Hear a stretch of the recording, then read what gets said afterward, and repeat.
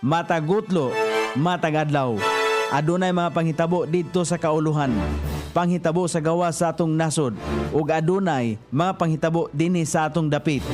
Mga panghitabo nga mao'y makapaikag sa katawhan, nga mabinantayon sa lakat ug dagan sa panahon karon.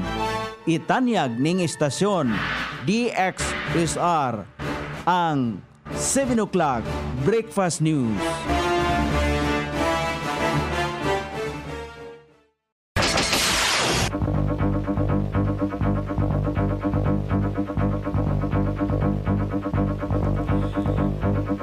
Higala, kumusta? May buntag Iligan, may buntag Mindanao, may buntag Pilipinas. Adlaw nga Miyerkules, pinakaunang adlaw, pitsa uno ni buwan sa Oktubre ning tuiga 2025. Sangan sa ato station manager Pastor Robin Sulapas, kini ang inyong ka-isar Kabisaya Nonay B. Ang matod sa hanay sa balita sa La City.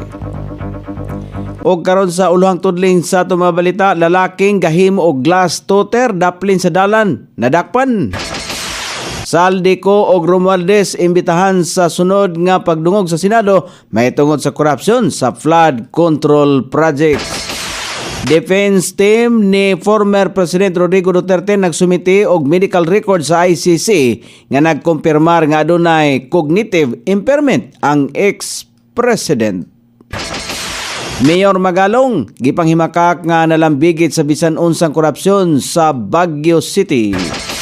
5 ang namatay sa lungsod sa San Remigio, lalawigan sa Sugbo tungod sa linog. Balita sa gawa sa nasod, tinulang nga manok giapil sa usa ka tulunghaan sa Hawaii isip healthy menu. Balita sa kinabuhing Kristohanon, mga opisyales sa Vietnam nataho nga nagpadayon gihapon sa pagpangharas sa mga house churches. Kini ang uluhang tudling sa atong mga balita nga dalit kanato ning istasyon. DXSR 106.7 sa inyong FM dial.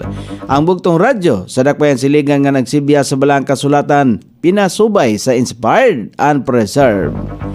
Not simply dictated, King James Version sa Anchor Broadcasting Corporation. O karon sa kompleto nga detalye, arestado ang usa ka 50 anyos nga lalaki nga gahimo og improvised glass toter o babing daplin sa dalan. Adunay follow-up operation ang mga sakop sa kapulisan sa Barangay Santiago ning Dakbayan Siligan, dihang ilang nalabyan ang suspek, dihang gikapkapan ang suspek nakuha sa kilid dinhi ang usa ka pakete sa gituang shabu. Miangkon ang suspek sa salaod nga iyang nahimo, ana siya karon sa kustodiya sa Police Station 1. Imbitahan na sa sunod nga pagdungog sa Senado si kanhi Congressman Elizalde Co o kanhi House Speaker Martin Romualdez may tungod sa sumalapay korupsyon sa flood control projects. Sumala pa kang Senate Blue Ribbon Committee Chairman Senador Ping Lacson, padalhan nila og invitation letter sila si Co og Romualdez aron tubagon ang mga aligasyong batok ngadto kanila. Dugang pa sa senador nga kung dili mo tambong si Ko ang padalan kini og sapina, konsubli niya kining isnaban ang pagdungog. Isyuhan siya og siyokos order. Sumala pa niya sa pamaagi niini, mabuak ang pananaw sa pipila ka sektor nga ang komite adunay gidapigan o giprotektahan nga mga individual o personalidad. Alang kang Romualdez gipasabot ni Lacson nga iagi ang imbitasyon ngadto kang House Speaker Faustino D. III. Sa pagkakaron, gisulti ni Lacson nga gihulatan pa sa komite ang pipila ka kausaban sa kaso ay magtakda og sunod nga pagdungog. Gipamugos usab ni Senador Ronald Bato de la Rosa nga dili paigo ang pagluwat sa katungdanan ni Ko isip miyembro sa ubos balay balawranan sa Kongreso. Sumala pa ni De La Rosa nga angay paghihapon maimbestigahan ang kanhi magbabalaod kalabot sa mga aligasyong batok ngadto kaniya may tungod sa sumalapay korupsyon sa flood control projects. Dugang pa niya tungod sa pagluwat ni Ko dili na masupak nini ang mipatigbabaw nga inter-parliamentary courtesy. Nagsumiti og ang defense team ni kanhi Presidente Rodrigo Duterte og pinakabag-ong medical records sa International Criminal Court kalabot sa kasamtangang mental state sa kanhi Presidente. Base sa dokumento nga gipresentar sa defense ang naasong submission na pinasubay sa gipadalang email communication sa pre-trial chamber niadtong Hulyo 18 kalabot sa parehong isyu aron na ihatag sa chamber og matala sa record sa kaso ang bag-ong medical records nga nadawat nila bagway pa lamang gipatinaw sa depensa nga gipahigayon ang naasoing evaluation sa usa ka medical professional nga gitudlo mismo sa medical officer sa ICC Detention Center nga nagkumpirmar nga adugay na sumala pa nilang suspitsa nga dunay cognitive impairment ang kanhi Presidente.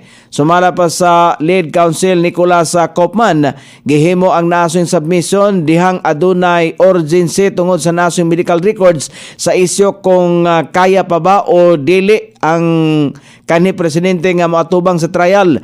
Kini usab ang hinungdan sa kanhi urgent request aron suspendihon ang paghukom sa interim release hangtod nga makumpleto ang medical records lakip na ang neuropsychological evaluation ang nasumite na sa korte.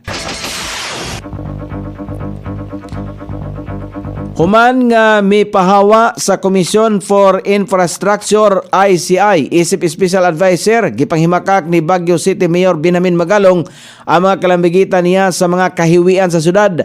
Gisulti ni Magalong nga bugat ang iyang desisyon aron mopahawa sa ICI apan kini sumala pa nga gikinahanglan niyang buhaton aron magpabilin ang kredibilidad sa komisyon. Gihatagan pa og katinawan sa mayor nga wala siya kalabutan sa questionabling proyekto og walay conflict of interest sa iya ang pagkatudlo sa ICI. Dungan sa iyang pagpahawa, gikataho ang kalambigit kon pagkalambigit ni Magalong sa duha ka proyektong pang-infrastruktura sa siyudad sa Baguio niadtong 2022 sa kontraktor couple nga sila si Pacifico Corle og si Sara Diskaya. Kalabot ini gisuspindi usab ni DPWH Secretary Vince Dizon ang unom ka opisyal sa Baguio District Engineering Office. Una na nga gimando ni Magalong ang bulag nga investigasyon gikan sa sangguniang panglungsod sa Baguio alang sa mga proyektong nalangan sama sa tennis court og parking lot sa Burnham Park. Mainumduman nga gitudlo si Magalong sa komisyon niadtong Setyembre 13 ni Presidente Ferdinand Marcos Jr. Kauban sila si kanhi Supreme Court Justice Andres Reyes Jr., kanhi DPWH Secretary Rogelio Bibsa Singson o SJV Executive Rosana Fajardo. Wala pa opisyal nga pahayag si Presidente Marcos mahitungod sa pag-resign apan gitawag kini sa iyang press office nga nakakalungkot. Sa iyang ulahing pahayag, nanawagan si Magalong sa mga Pilipino nga dili tugutang kawaton sa mga tiwaling opisyal ang kaugmaon sa kabataan ug ang kaugmaon sa nasod nga Pilipinon. Patay ang 5 ka mga tao sa lungsod sa San Remigio, lalawigan sa Sugbo tungod sa pag-igo sa linog. Sumala pa kang Police Captain John S. El Cid Layog, ang officer in charge sa San Remigio Police Station, nga isa sa mga biktima miyembro sa Bureau of Fire Protection. Samtang ang 3 ka biktima ang mga miyembro sa Philippine Coast Guard.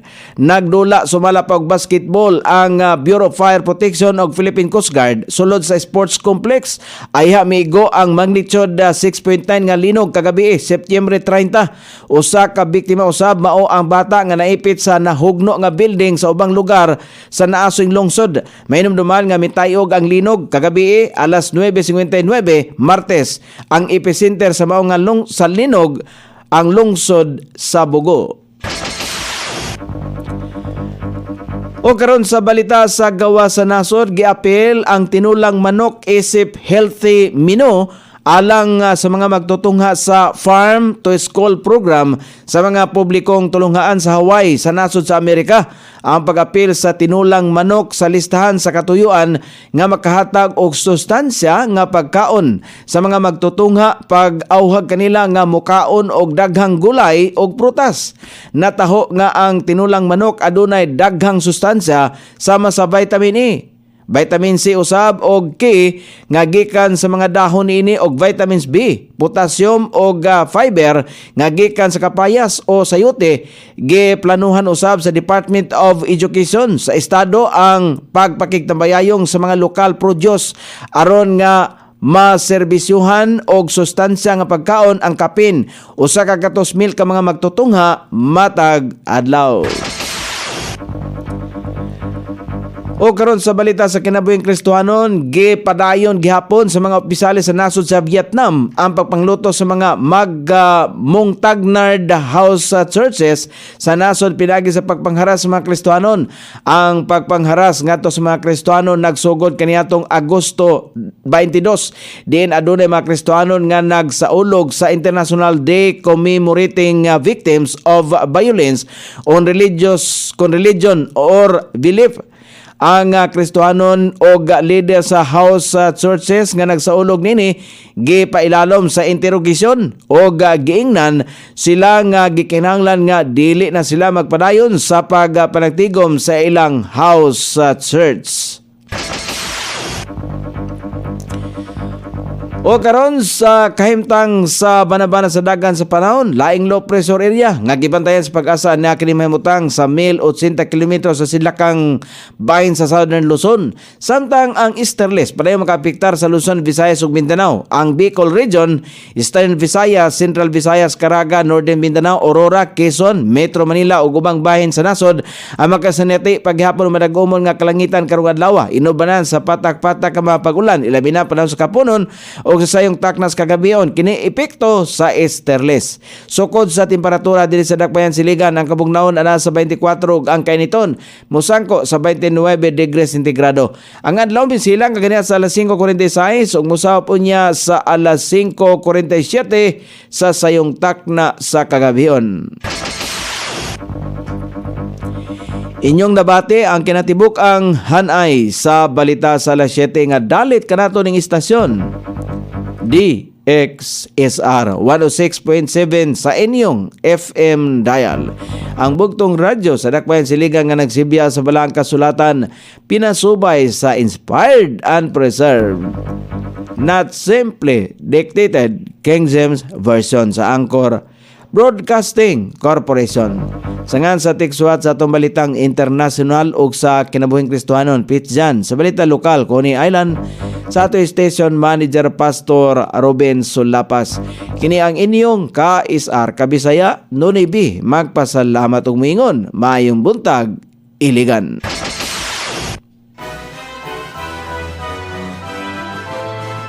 Inyong nabati ang 7 o'clock breakfast news hangtod na usab og mga adlaw sa samang takna o sa samang istasyon. Daghang salamat sa iyong pagpaminaw ug maayong buntag.